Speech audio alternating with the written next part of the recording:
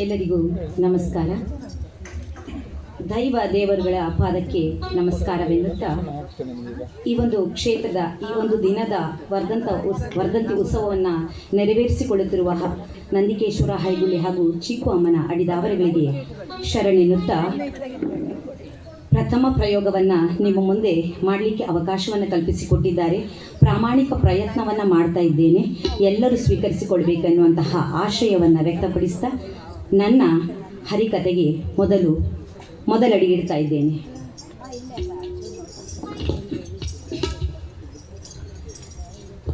ಶುಕ್ಲಾಂಬರಧರಂ ವಿಷ್ಣುಂ ಶಶಿವರ್ಣಂ ಚತುರ್ಭುಜಂ ಪ್ರಸನ್ನವದನಂ ಧ್ಯಾಯೇತ್ ಸರ್ವವಿಘ್ನೋಪಶಾಂತಯೇ.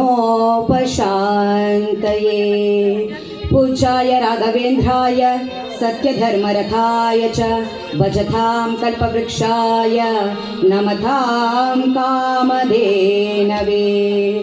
ಸರ್ವಮಂಗಳಮಾಂಗಲ್ಯೆ ಶಿವೆ ಸರ್ವಾರ್ಥಸಾಧಿಕೆ ಶರಣ್ಯೆ ತ್ರಯಂಬಕೆ ಗೌರಿ ನಾರಾಯಣಿ ನಮೋಸ್ತುತೆ. ಶಾಂತಾಕಾರಂ ಭುಜಗಶಯನಂ ಪದ್ಮನಾಭಂ ಸುರೇಶಂ ವಿಶ್ವಾಧಾರಂ ಗಗನಸದೃಶಂ ಮೇಘವರ್ಣಂ ಶುಭಾಂಗಂ ಲಕ್ಷ್ಮೀಕಾಂತಂ ಕಮಲನಯನಂ ಯೋಗಾಭಿರ್ಧ್ಯಾನಗಮ್ಯಂ ವಂದೇ ವಿಷ್ಣು ಭವಭಯಹರಂ ಸರ್ವಲೋಕೈಕನಾಯಕಂ.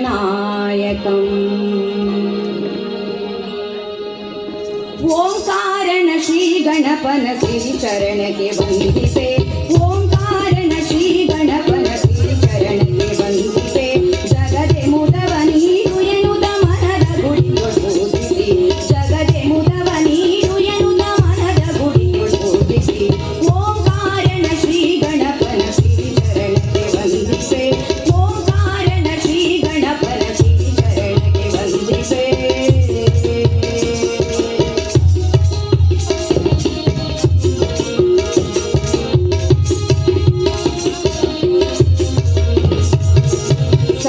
ಶ್ರುತಿ ಶಾಸ್ತ್ರಗಳ ಅಧಿನಾಯಕ ನೀನೆ. ವಿಘ್ನಗಳನ್ನೆಲ್ಲ ಕಳೆವ ವಿಘ್ನೇಶ್ವರ ನೀನೆ. ಸಕಲ ಶ್ರುತಿ ಶಾಸ್ತ್ರಗಳ ಅಧಿನಾಯಕ ನೀನೆ. ವಿಘ್ನಗಳನ್ನೆಲ್ಲ ಕಳೆವ ವಿಘ್ನೇಶ್ವರ ನೀನೆ. ಮತಿದಾಯಕ ಗಣನಾಯಕ ಗತಿಗರ ಸುತ ಜಯಗೊಳಿಸುನಿ. ಮತಿದಾಯಕ ಗಣನಾಯಕ ಗತಿಗರ ಸುತ ಜಯಗೊಳಿಸುನಿ. ಓಂಕಾರಣ ಶ್ರೀ ಗಣಪ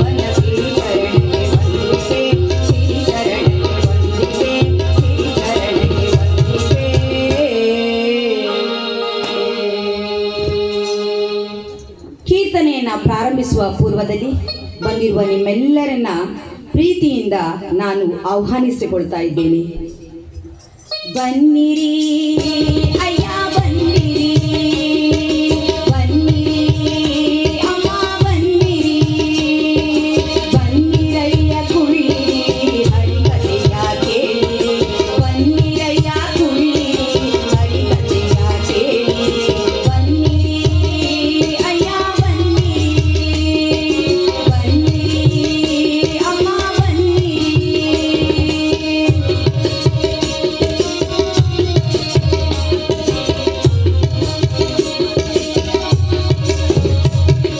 ಪುರಾಣವ ತಿಳಿಸುವ ವಿಚಾರವ ಹೇಳುವ. ಪುರಾಣವ ತಿಳಿಸುವ ವಿಚಾರವ ಹೇಳುವ. ಸತ್ಯ ಧರ್ಮ ಭಕ್ತಿ ಮಾರ್ಗದ ಜ್ಞಾನ ನೀಡುವ. ಸತ್ಯ ಧರ್ಮ ಭಕ್ತಿ ಮಾರ್ಗದ ಜ್ಞಾನ ನೀಡುವ. ಬನ್ನಿರಿ ಹರಿಕಥೆ ಕೇಳಿರಿ. ಬನ್ನಿರಿ ಹರಿಕಥೆ ಕೇಳಿರಿ. ಬನ್ನಿರಿ ಹರಿಕಥೆ ಕೇಳಿರಿ.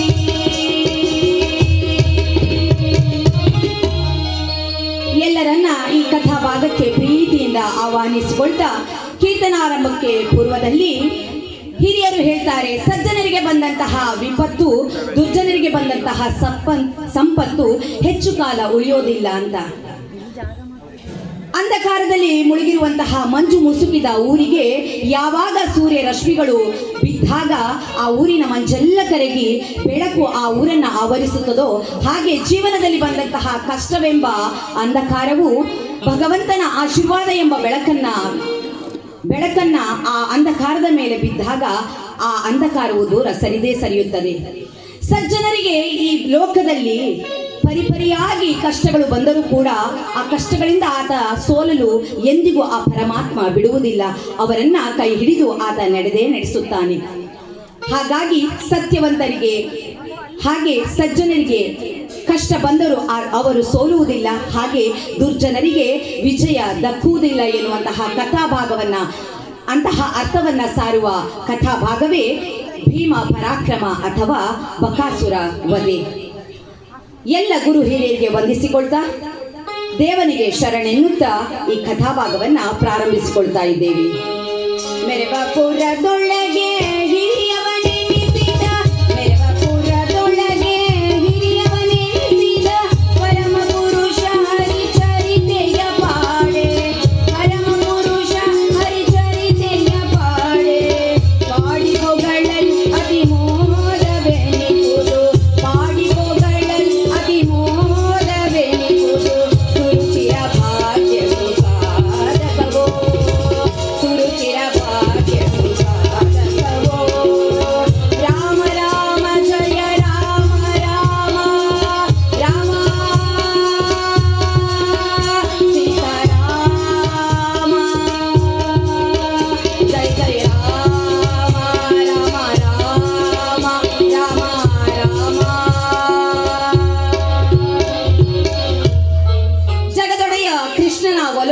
ಪಡೆದವರು ಪಾಂಡವರು ಗುಣಸ್ನೇಹಿಗಳು, ಹಾಗೆ ಪರೋಪಕಾರಿಗಳು, ಹಾಗಾಗಿ ಜನರ ಮೆಚ್ಚುಗೆಯನ್ನು ಪಡೆದುಕೊಂಡಿದ್ದವರು.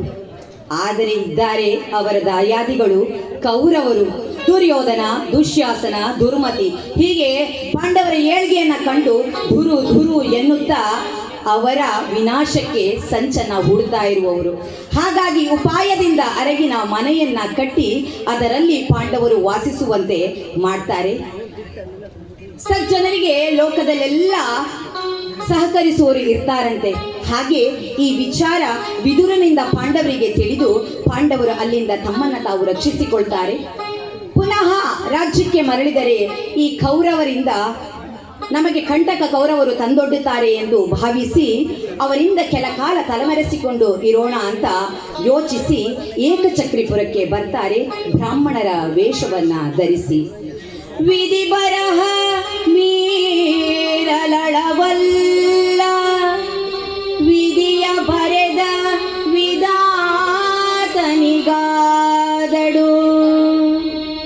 ವಿಧಿ ಬರಹವನ್ನ ಮೀರಲಿಕ್ಕೆ ಸಾಧ್ಯವೇ ಇಲ್ಲ. ಹಾಗಾಗಿ ರಾಜ ವೈಭೋಗದಿಂದ ಮೆರೆಯಬೇಕಾಗಿದ್ದ ಪಾಂಡವರು ಭಿಕ್ಷಾಟನೆಯನ್ನ ಮಾಡಿ ಈ ಏಕಚಕ್ರಿಪುರದಲ್ಲಿ ಜೀವನವನ್ನ ಸಾಗಿಸುವಂತಾಯಿತು. ಈ ಏಕಚಕ್ರಿಪುರದಲ್ಲಿ ಬಕಾಸುರ ಎಂಬ ರಾಕ್ಷಸ ವಾಸವಾಗಿದ್ದ ಎಂದು ತಿಳಿದು ಕೂಡ ಪಾಂಡವರು ಇಲ್ಲಿ ವಾಸ್ತವ್ಯವನ್ನ ಹೂಡಿರುತ್ತಾರೆ. ಈ ಬಕಾಸುರ ರಾವಣನ ಸೋದರ ಮಾವ.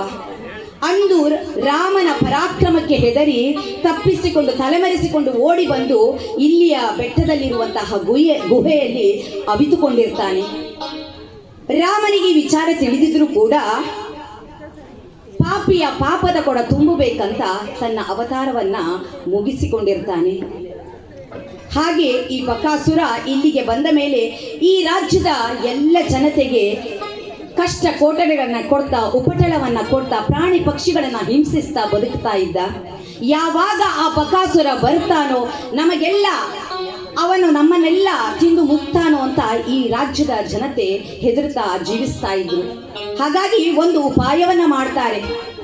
ಎಲ್ಲರೂ ಕಲೆತು ಆ ಬಕಾಸುರನಲ್ಲಿ ಹೋಗ್ತಾರೆ. ನೀನು ದಿನ ದಿನ ಬಂದು ನಮ್ಮನ್ನ ಈ ರೀತಿ ಹೆದರಿಸುವುದು, ಉಪದ್ರ ಕೊಡುವುದು ಬೇಡ. ಹಾಗಾಗಿ ನಾವೇ ನಿನಗೆ ಬಂಡಿ ತುಂಬ ಅನ್ನವನ್ನ, ತಿಂಡಿ ತಿನಿಸುಗಳನ್ನ, ಹಾಗೆ ಬಂಡಿಯನ್ನ ಹೂಡಿ ಬಂದಂತ 2 ಎತ್ತುಗಳನ್ನ, ಹಾಗೆ ಬಂಡಿಯನ್ನ ಹೊಡೆದು ಬಂದಂತಹ ಒಬ್ಬಾತ ದಿನಕ್ಕೆ ನಿನಗೆ ಆಹಾರವಾಗಿ ಕಳಿಸಿಕೊಡ್ತೇವೆ, ನೀನು ಇಲ್ಲಿಯೇ ವಾಸ ಮಾಡಿಕೊಂಡಿರು ಅಂತ ಕೇಳಿಕೊಳ್ತಾರೆ. ಅದಕ್ಕೆ ಆ ಬಕಾಸುರನು ಒಪ್ಪಿ ಅಲ್ಲಿಯೇ ವಾಸ ಮಾಡ್ತಾ ಇರ್ತಾನೆ. ಸರದಿಯ ಪ್ರಕಾರ ಒಬ್ಬರಾದ ಮೇಲೆ ಒಬ್ಬರು ಈ ಊರಿನಿಂದ ಅಲ್ಲಿಗೆ ಹೋಗ್ತಾ ಇರ್ತಾರೆ. ಹೀಗಿರುವಾಗ ಪಾಂಡವರು ಈ ಊರಿಗೆ ಬಂದು ನೆಲೆಸಿರ್ತಾರೆ. ಹೀಗೆ ದಿನ 1 2 3 4 ತೆರದಿ ಕಳೆಯಿತಾಗ ವಾರ, ದಿನ 1 2 3 4 ತೆರದಿ ಕಳೆಯಿತಾಗ ವಾರ, ವಾರ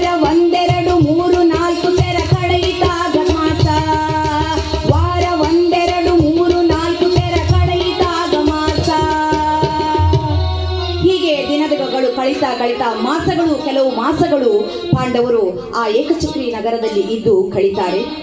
ಹಾಗಿರುವಾಗ ಒಂದು ದಿನ ತಮಗೆ ವಸತಿಗೆ ಅವಕಾಶ ಕಲ್ಪಿಸಿಕೊಟ್ಟಂತಹ ಬ್ರಾಹ್ಮಣರ ಮನೆಯಲ್ಲಿ ರೋದಿಸುವ ಧ್ವನಿ ಕುಂತಿದೇವಿಗೆ ಕೇಳಿಸ್ತದೆ. ಆಗ ಕುಂತಿದೇವಿ ಅವರ ಮನೆಯತ್ತ ಧಾವಿಸ್ತಾಳೆ, ಏನಂತ ಕೇಳೋಣ ಅಂತ. ಹೋಗ್ತಾ ಇರಬೇಕಾದ್ರೆ ಆ ಬ್ರಾಹ್ಮಣ ದಂಪತಿಗಳು ಮಾತನಾಡಿಕೊಳ್ಳುವುದು ಕುಂತಿದೇವಿಗೆ ಕೇಳಿಸ್ತದೆ. ಬ್ರಾಹ್ಮಣ ದಂಪತಿಗಳು ಹೀಗೆ ಮಾತನಾಡಿಕೊಳ್ತಾ ಇದ್ದಾರೆ. ಆ ಬ್ರಾಹ್ಮಣರು ಹೇಳ್ತಾರೆ, ನೀವ್ಯಾರು ಆ ಬಂಡಿಯನ್ನು ತೆಗೆದುಕೊಂಡು ಹೋಗುದು ಬೇಡ, ನಾನು ಹೋಗ್ತೇನೆ. ಆ ರಾಕ್ಷಸನಿಗೆ ಆಹಾರವಾಗಲಿಕ್ಕೆ ನಾನು ಹೋಗ್ತೇನೆ, ನೀವೆಲ್ಲ ಚಂದದಿಂದ ಇಲ್ಲಿ ಬಾಳಿ ಬದುಕಿ ಅಂತ ಆ ಬ್ರಾಹ್ಮಣ ಹೇಳ್ತಾ ಇರುವಾಗ ಪತ್ನಿ ರೋಧಿಸ್ತಾಳೆ, ಏನಂತ ಮಾತನಾಡ್ತಾ ಇದ್ದೀರಿ ನೀವು? ಈ ಮನೆಗೆ ಗಂಡಸು ದಿಕ್ಕಿಲ್ಲದ ಹಾಗೆ ಆಗ್ತದೆ ನೀವು ಹೋದ್ರೆ, ಹಾಗಾಗಿ ನೀವು ಹೋಗುದು ಬೇಡ. ಗಂಡಸು ದಿಕ್ಕಿಲ್ಲದ ಮನೆ ಅಂತ ಆದ್ರೆ ಅದು ಹಾದಿ ಬೀದಿಯಲ್ಲಿ ಹೋಗುವವರಿಗೆ ಕಣ್ಣಿಗೆ ಬೀಳುವಂಥದ್ದು. ಹಾದಿ ಬೀದಿಯಲ್ಲಿ ಹೋಗುವವರೆಲ್ಲ ಆ ಮನೆಗೆ ಯಜಮಾನರಾಗ್ತಾರೆ. ಹಾಗಾಗಿ ನಾನಿರ್ಬೇಕು, ಅದಕ್ಕಿಂತ ಹೆಚ್ಚಾಗಿ ನನ್ನ ಹೆಣ್ಣು ಮಗು ಬೆಳಿಬೇಕು. ಹಾಗಾಗಿ ಈ ಮನೆಗೆ ಗಂಡಸಾದ ನೀವಿರಲೇಬೇಕು. ನೀವಿದ್ರೆ ಆ ಹೆಣ್ಣಿಗೊಂದು ರಕ್ಷಣೆ ಸಿಕ್ಕಿದಂತಾಗ್ತದೆ. ಹಾಗಾಗಿ ನೀವು ಹೋಗುವುದು ಬೇಡ ಸ್ವಾಮಿ, ನಾನೇ ಅಲ್ಲಿಗೆ ಹೋಗ್ತೇನೆ ಅಂತ ಅವಳು ಕೇಳಿಕೊಳ್ತಾಳೆ. ಆಗ ಬ್ರಾಹ್ಮಣರು ಹೇಳ್ತಾರೆ, ನೀನು ಹೇಗೆ ಹೋಗ್ತೀಯಮ್ಮ? ನೀನು ಹೋಗುದಲ್ಲ, ಯಾಕೆ ಹೇಳು? 2 ಚಿಕ್ಕ ಚಿಕ್ಕ ಮಕ್ಕಳಿದ್ದಾರೆ, ಒಂದು ಗಂಡು ಮಗು, ಒಂದು ಹೆಣ್ಣು ಮಗು. ನಮಗೆ ಅವರ ಲಾಲನೆ ಪಾಲನೆಯೋ ಅಥವಾ ಸಂಸ್ಕಾರಯುತವಾಗಿ ಅವರು ಬೆಳಿಬೇಕಾದ್ರೆ ತಾಯಿಯಾದ ನಿನ್ನ ಅಗತ್ಯತೆ ಆ ಮಕ್ಕಳಿಗಿದೆ. ಅವರ ತಪ್ಪುಗಳನ್ನು ತಿದ್ದಿ ಅವರನ್ನು ಒಳ್ಳೆ ದಾರಿಯಲ್ಲಿ ನಡೆಸಬೇಕಾದ್ರೆ ತಾಯಿಯಾದ ನಿನ್ನ ಆರೈಕೆ ಆ ಮಕ್ಕಳಿಗೆ ಬೇಕಾಗ್ತದೆ. ಹಾಗಾಗಿ ನೀನು ಹೋಗುವುದು ಉಚಿತವಲ್ಲ ಅಂತ ಮತ್ತೇನು ಮಾಡೋದು ಅಂತ ರೋಧಿಸ್ತಾ ಇರಬೇಕಾದ್ರೆ ಮಗಳು ಇದನ್ನೆಲ್ಲ ಕೇಳಿಸಿಕೊಂಡು, ಇದನ್ನುವುದು ಸಂಸ್ಕಾರ, ಅದನ್ನೆಲ್ಲ ಕೇಳಿಸಿಕೊಂಡ ಮಗಳು ಬಂದು ಹೇಳ್ತಾಳೆ, ಅಪ್ಪ ಅಮ್ಮ ನಾನೇ ಹೋಗ್ತೇನೆ ಅಲ್ಲಿಗೆ. ತಂದೆ ತಾಯಿಗಳಿಗೆ ಹೇಗಾಗಿರ್ಬೇಡ ಮಗಳೇ, ನಿನ್ನನ್ನು ಕಳಿಸುವುದು ಉಚಿತವಲ್ಲ. ಯಾಕೆ ಹೇಳು?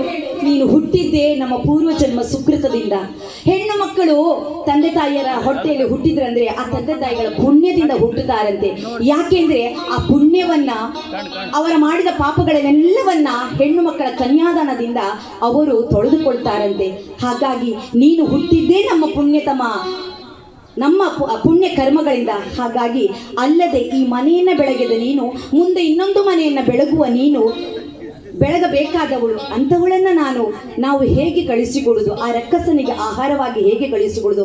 ಆ ಪರಮಾತ್ಮ ಅದನ್ನು ಮೆಚ್ಚಲಿಕ್ಕಿಲ್ಲ ಅಂತ ಆ ತಂದೆ ತಾಯಿಗಳು ಗೋಳಿಡ್ತಾರೆ. ಹಾಗಾಗಿ ನೀನು ಬೇಡ ಮಗು ಅಂತ ಅಳ್ತಾರೆ. ಮುಂದೇನು ಮಾಡುವುದಂತ ರೋಧಿಸ್ತಾ ಇರುವಾಗ ಆ ಪುಟ್ಟ ಬಾಲಕ ಒಂದು ಹುಲ್ಲು ಕಡ್ಡಿಯನ್ನು ಹಿಡ್ಕೊಂಡು ಆಡ್ತಾ ಇದೆ. ಅದ ಅವಾಗ ಹುಲ್ಲು ಕಡ್ಡಿಯನ್ನು ಹಿಡಿದು ಬಂದು ಹೇಳುತ್ತೆ, ಏನಂತ?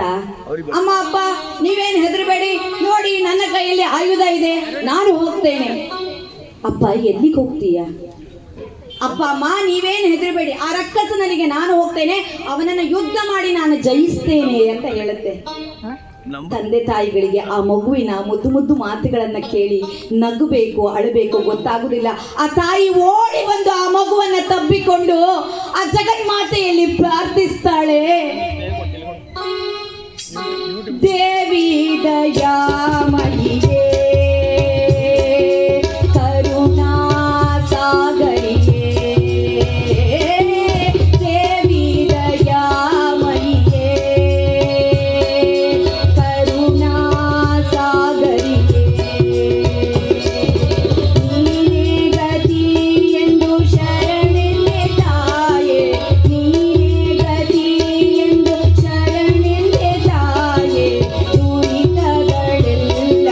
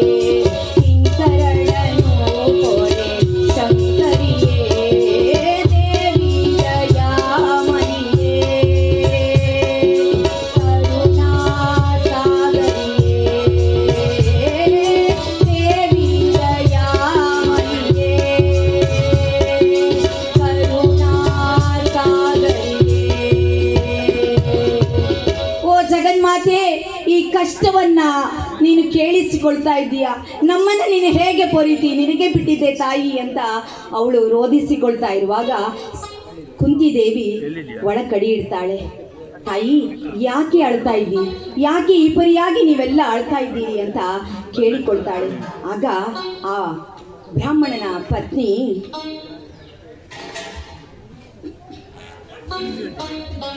ಅಸುರನಿಗೆ ಆಹಾರ ಈವ ಸರದಿ ನಮದೆಂದು ಹೋದವರು ಹಿಂತಿರುಗಿ ಬರಲಾರರು ಖಚಿತವೆಂದು ಮರುಮರುಗಿ ದುಃಖಿಸುತ್ತಿಹೆವು ದಾರಿ ಕಾಣದೆಂದು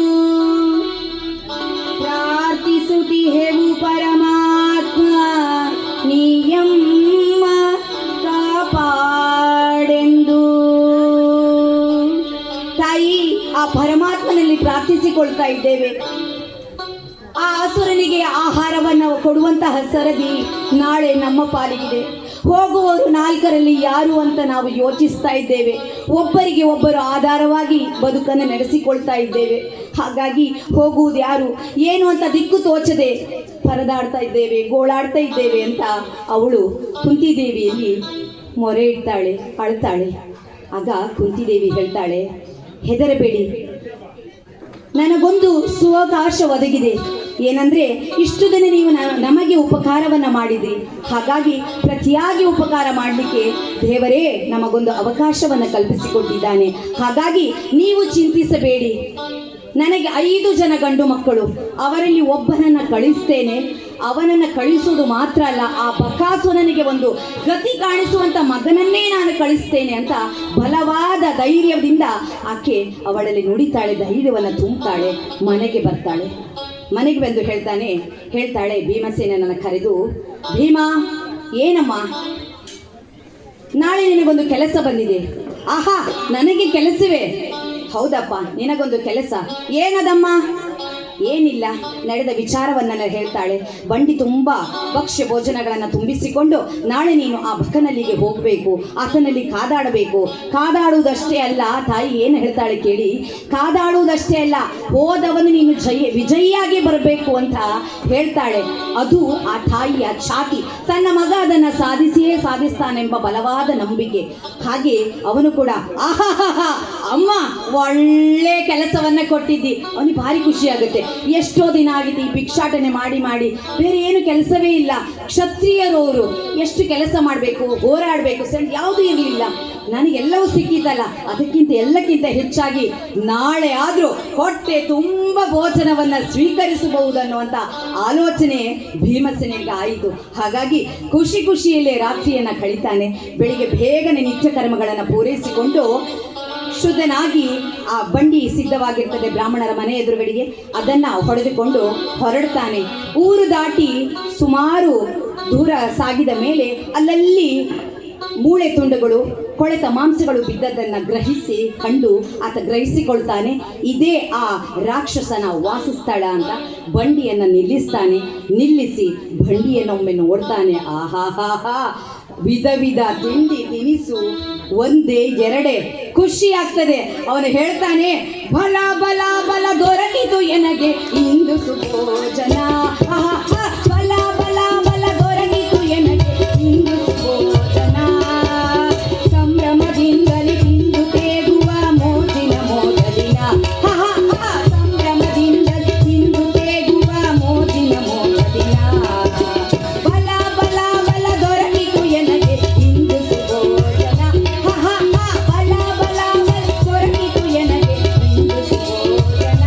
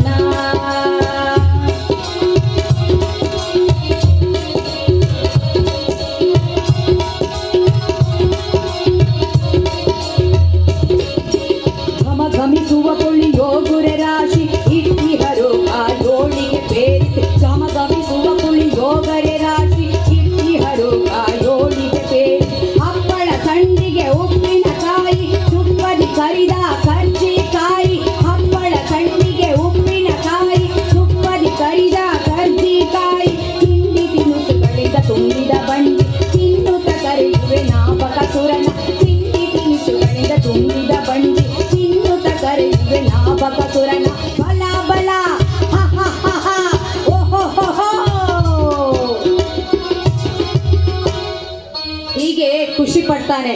ಬಂಡಿ ತುಂಬಾ ವಿಧ ವಿಧ ತಿಂಡಿ ತಿನಿಸುಗಳು. ಮೊದಲ ಇದನ್ನು ತಿಂದು ಪೂರೈಸಿಕೊಳ್ತಾನೆ.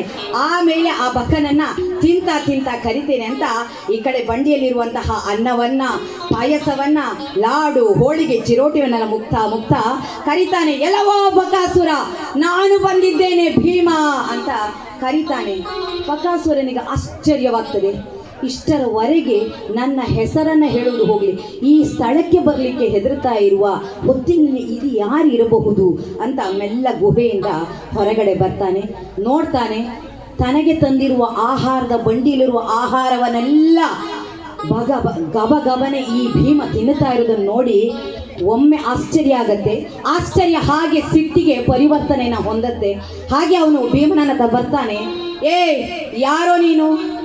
ಹಾಗೆ ಭೀಮ ನೋಡಿ ಕೇಳ್ತಾನೆ, ಯಾರೋ ನೀನು? ಇವನಿಗೆ ಸಿಟ್ಟು ಎಲ್ಲೇ ಮೀರ್ತದೆ. ಮತ್ತೆ ಅವನನ್ನು ಪ್ರಶ್ನಿಸುವುದಿಲ್ಲ. ಅವನ ಕೈಯನ್ನು ಹಿಡಿದು ಸರನೆ ಎಳೆದು ತರ್ತಾನೆ. ಭೀಮನಿಗೆ ಅಷ್ಟರವರೆಗೆ ಇಲ್ಲದ ಕೋಪ ಬರಲಿಕ್ಕೆ ಪ್ರಾರಂಭವಾಗ್ತದೆ. ಯಾಕೆ ಹೇಳಿದರೆ, ತಿಂತಾ ಇರುವುದು ಏನು? ಆಹಾರವನ್ನು ತಿಂತಾ ಇದ್ದಾನೆ. ಆಹಾರ ತಿನ್ನುವ ಹೊತ್ತಿನಲ್ಲಿ ಯಮನಾದರೂ ಬಿಡ್ತಾನಂತೆ, ಈತ ಬಿಡ್ತಾ ಇಲ್ಲಲ್ಲ ಅಂತ ಹೇಳಿ ಅವನಿಗೆ ಒಮ್ಮೆ ಸಿಟ್ಟು ಬರ್ತದೆ. ಸಿಟ್ಟು ಬಂದವನು ಬಿಡಲೇ ಇಲ್ಲ. ಧರನೆ ಆ ಬಕಾಸುರನ ಕೈಯನ್ನು ಎಳೆದು ಘರನೆ ತಿರುಗಿಸಿ ನೆಲಕ್ಕೆ ಉರುಳಿಸಿ ಆತನ ಮೇಲೆ ಮೊಳಕಾಲನ್ನು ಊರಿ ಹೊಡಿತಾನೆ. ಹೇಗೆ ನೋಡು, ಸಜ್ಜನರಿಗೆ ಕೊಟ್ಟಂತಹ ಉಪಟಳಕ್ಕಾಗಿ ಒಂದು, ಹಾಗೆ ಸ್ತ್ರೀಯರು ಮಕ್ಕಳೆನ್ನದೆ ಅವರನ್ನು ತಿಂದು ತೇಗಿದಕ್ಕಾಗಿ ಮತ್ತೊಂದು, ಹಾಗೆ ಈ ರಾಜ್ಯದ ಜನತೆ ನೆಮ್ಮದಿಯಿಂದ ಬದುಕಲಿಕ್ಕೆ ನಿನ್ನ ದುರಹಂಕಾರದಿಂದ ಬಿಡಲಿಲ್ಲವಲ್ಲ ಅಂತ ಮತ್ತೊಂದು, ಈಗೋ ಧರ್ಮದ ಪಾಲನೆ ಮಾಡದೆ ಇದ್ದುದಕ್ಕಾಗಿ ಅಂತ ನಾಲ್ಕನೆಯದ್ದು, ಹಾಗೆ ಐದನೆಯದ್ದು ಎಲ್ಲ ಪಾಂಡವರಿಗಾಗಿ ಅನ್ನುತ್ತಾ ತನ್ನ 2 ಮುಷ್ಟಿಗಳನ್ನ ಜೋರಾಗಿ ಅದುಮಿ ಮೇಲಕ್ಕೆ ಹಾರಿ ಆ ಬಕಾಸುರನ ಎದೆಗೆ ದಡಾರಂತ ಗುದ್ದುತ್ತಾನೆ. ಆಗ ಬಕಾಸುರ ಅಮ್ಮ ಎನ್ನುತ್ತಾ ತನ್ನ ಪ್ರಾಣವನ್ನ ರಕ್ತಕಾರಿ ಬಿಡ್ತಾನೆ. ಹಾಗೆ ಸತ್ತ ಆ ಬಕಾಸುರನ ಹೆಣವನ್ನ ಬಂಡಿಯ ಮೇಲೆ ಹಾಕಿ ಆ ಬಂಡಿಯನ್ನು ಎಳೆದು ತಂದು ಊರಿನ ಹೊರಬಾಗಿಲಿನಲ್ಲಿ ನಿಲ್ಲಿಸಿ ತನ್ನ ಮನೆಗೆ ಆ ಭೀಮಸೇನ ತೆರಳುತ್ತಾನೆ. ಮರುದಿನ ಸುದ್ದಿ ಆಗ್ತದೆ, ಬಕಾಸುರನನ್ನ ಯಾರೋ ಕೊಂದಿದ್ದಾರೆ, ಬಕಾಸುರ ಸತ್ತು ಹೋಗಿದ್ದಾನೆ. ರಾಜ್ಯದ ಜನತೆಯೆಲ್ಲ ಸಂಭ್ರಮದಿಂದ ಕುಣಿದಾಡ್ತಾರೆ. ಮುಂದೆ ಆ ರಾಜ್ಯದ ಜನತೆ ಸುಖ ಸಂತೋಷ ನೆಮ್ಮದಿಯಿಂದ ಬದುಕುತ್ತಾರೆ. ಹಾಗೆ ಬದುಕುತ್ತಾರೆ ಅನ್ನುವಾಗ ಶಾಸ್ತ್ರಕಾರರು ಹೀಗೆ ಹೇಳ್ತಾರೆ, ಪರೋಪಕಾರಾಯ ಫಲಂತಿ ವೃಕ್ಷ, ಪರೋಪಕಾರಾಯ ಮಹಂತಿ ಗದ್ಯ, ಪರೋಪಕಾರಾಯ ದುಹಂತಿ ಗಾವಃ, ಪರೋಪಕಾರ್ತ ಇದಂ ಶರೀರಂ. ಈ ಭುವಿಯಲ್ಲಿ ಪರೋಪಕಾರಕ್ಕಾಗಿ ಮರಗಳು ಹಣ್ಣುಗಳನ್ನು ಕೊಡ್ತಾವೆ, ನದಿಗಳು ನೀರುಗಳು ಹರಿಯುತ್ತದೆ, ಹಾಗೆ ಗೋವುಗಳು ಹಾಲುಗಳನ್ನು ನೀಡ್ತಾವೆ. ಅಂತಿರುವಾಗಿ ಈ ಶರೀರವನ್ನು ಹೊತ್ತಿರುವ ನಾವುಗಳು ಪರೋಪಕಾರಕ್ಕಾಗಿ ನಮ್ಮ ಶರೀರವನ್ನು ಬೇಯಿಸಬೇಕು.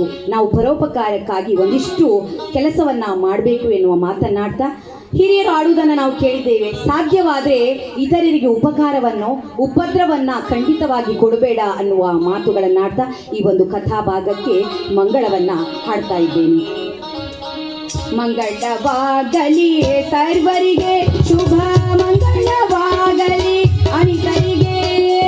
ಮಂಗಳವಾಗಲಿ ಸರ್ವರಿಗೆ, ಶುಭ ಮಂಗಳವಾಗಲಿ ಅನಿತರಿಗೆ. ದೇವದೇವ ಮಹಿಮಾ ತುಂಗ, ದೇವದೇವ ಮಹಿಮಾ ತುಂಗ, ಶ್ರೀರಂಗ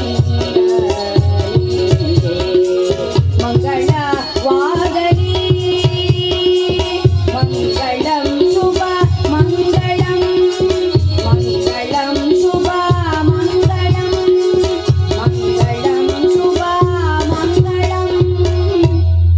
ಇಂದಿರಾರಮಣ ಗೋವಿಂದ. ಹರ ನಮ ಪಾರ್ವತೀಪತೆ ಹರ ಹರ ಮಹಾದೇವ. ಜಾನಕಿ ಕಾಂತ ಸ್ಮರಣಂ ಜೈ ಜೈ ರಾಮ.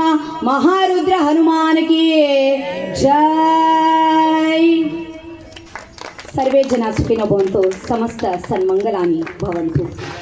ಪ್ರಥಮ ಪ್ರಯೋಗ ನಿಮ್ಮ ಮುಂದೆ ತರುವಂಥ ಪ್ರಯತ್ನವನ್ನು ಮಾಡಿದ್ದೇನೆ.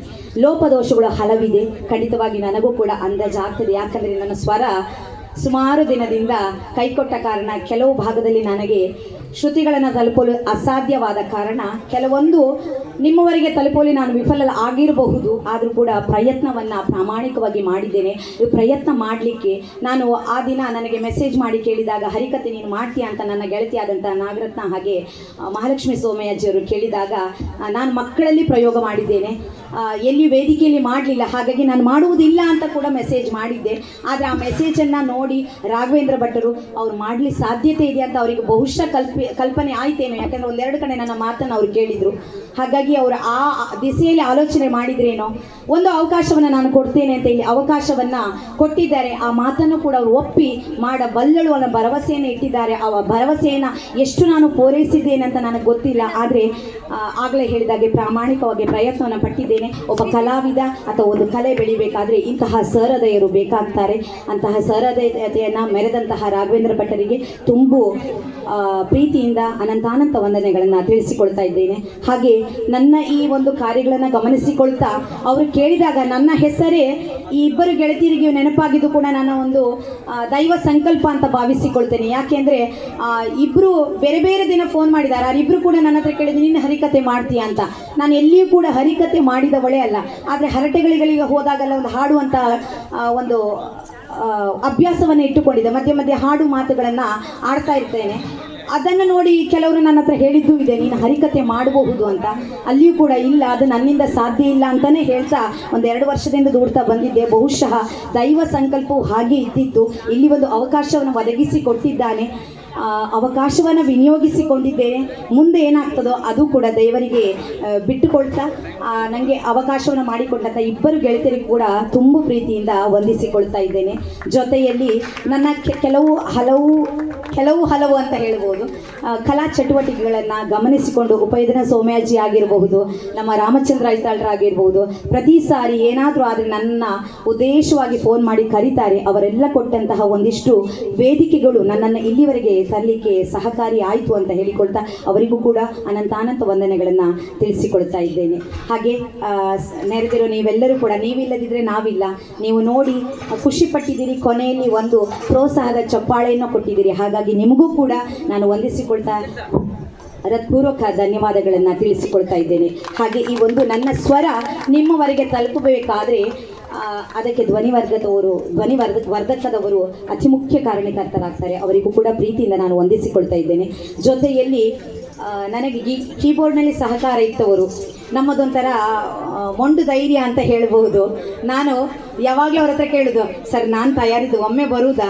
ಬೇಡ ನೀನು ಮಾಡು, ನಾನು ನಿನ್ನನ್ನು ಫಾಲೋ ಮಾಡ್ತೀನಿ, ನೀನು ಯೋಚನೆ ಮಾಡುವುದೇ ಬೇಡ ಅಂತ ಎಷ್ಟು ಸಾರಿ ನನಗೆ ರವೀಂದ್ರ ರೈತರು ಬೆನ್ನು ತಟ್ಟಿದ್ದಾರೆ ಅಂತ. ನೀನು ಮಾಡಲಿಕ್ಕೆ ಸಾಧ್ಯ, ನೀ ಮಾಡಿ, ನೀನು ಹೆದರುವುದೇ ಬೇಡ, ನಾನು ನಿನ್ನ ಜೊತೆ ಇದ್ದೆ ಅಂತ ಪ್ರತಿ ಸಾರಿ ಫೋನ್ ಮಾಡಿ ಕೇಳಿದಾಗಲೂ ಅವರು ಹೇಳ್ತಾ ಇದ್ರು. ಹಾಗೆ ಇವತ್ತು ಕೂಡ ನನ್ನ ಜೊತೆಗೆ ಸಹಕಾರವಿತ್ತು, ಚಂದದ ರೀತಿಯಲ್ಲಿ ಈ ಒಂದು ಕಾರ್ಯಕ್ರಮವನ್ನು ಪೂರೈಸಿಕೊಟ್ಟಂತ ನಿಮಗೂ ಕೂಡ ಅನಂತ ವಂದನೆಗಳನ್ನು ತಿಳಿಸಿಕೊಳ್ತಾ, ಜೊತೆಯಲ್ಲಿ ತಬಲದಲ್ಲಿ ಸಾಥ್ ನೀಡಿದಂತಹ ಸುಧೀಂದ್ರ ಆಚಾರ್ಯ ವಣಸೆ, ಇವರು ಇತ್ತೀಚಿನ ಪರಿಚಯ ಅಷ್ಟೇ.